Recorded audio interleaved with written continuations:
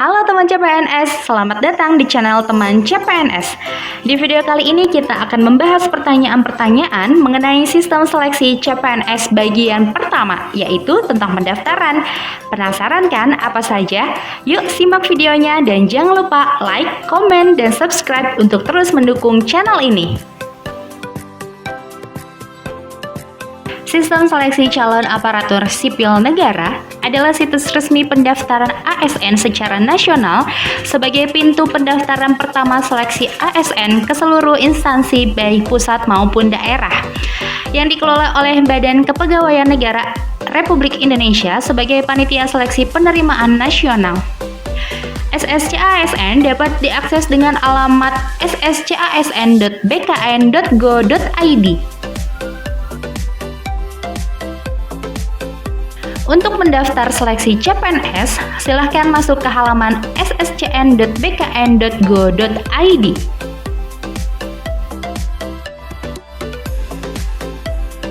Warga negara Indonesia yang berkeinginan dan memenuhi syarat sesuai peraturan masing-masing instansi seperti formasi, jabatan, dan lain-lain selama batas usia yang dipersyaratkan terpenuhi.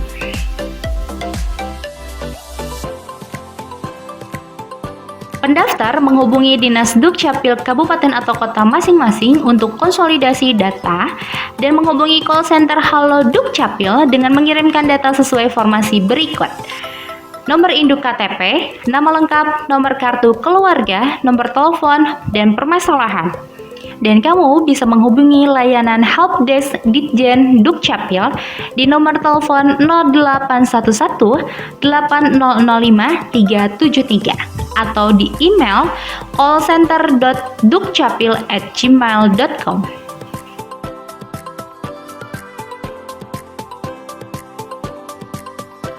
Nama yang diisikan adalah sesuai nama yang tertera pada ijazah tanpa gelar.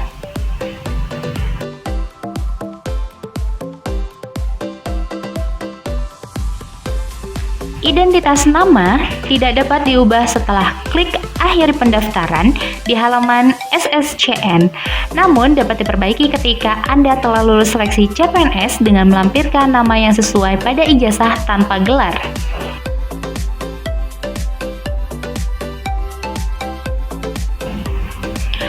Untuk formasi CPNS tahun ini, setiap pelamar CPNS hanya dapat mendaftar satu formasi jabatan pada satu instansi dalam satu kali periode pendaftaran. Periode pendaftaran adalah satu kurun waktu tertentu di mana beberapa instansi yang membuka pendaftaran pada periode yang bersamaan.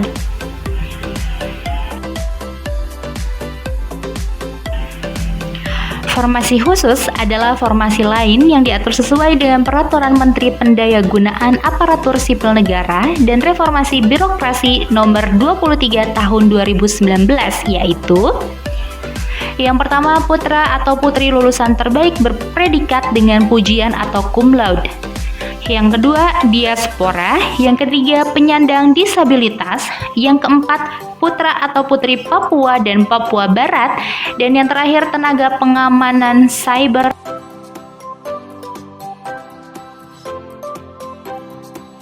Lakukan clear history, bersihkan riwayat dan cookies, kemudian refresh browser Anda.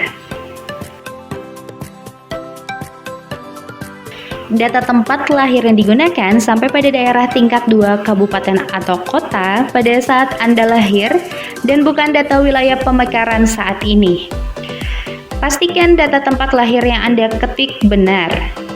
Jika masih membutuhkan penambahan referensi, maka dapat melakukan permintaan penambahan data tempat lahir dengan menuju ke halaman Helpdesk SSCN di helpdesk.bkn.go.id/sscn. Setelah melakukan pendaftaran akun SSCN, maka Anda dapat langsung melakukan pengisian biodata pendaftaran dengan login menggunakan nomor induk kependudukan serta password yang sudah dibuat di halaman akun. Anda dapat mengganti instansi yang telah Anda pilih selama Anda belum mengklik tombol akhiri pendaftaran. Namun, apabila Anda telah mengakhiri pendaftaran, maka Anda tidak dapat melakukan perubahan kembali. untuk mengetahui lokasi tes, silakan menghubungi instansi yang dilamar. Silahkan akses ke halaman helpdesk SSCN di helpdesk.bkn.go.id/sscn dan kemudian pilih menu nomor induk kependudukan yang didaftarkan oleh orang lain dan lengkapi form isian yang tersedia. Silakan akses halaman helpdesk di SSCN, helpdesk.bkn.go.id/sscn, kemudian pilih menu perguruan tinggi tidak ditemukan dan lengkapi form isian yang tersedia. Silahkan pilih lain-lain di kolom program studi, lalu lanjutkan pendaftaran ke tahap selanjutnya.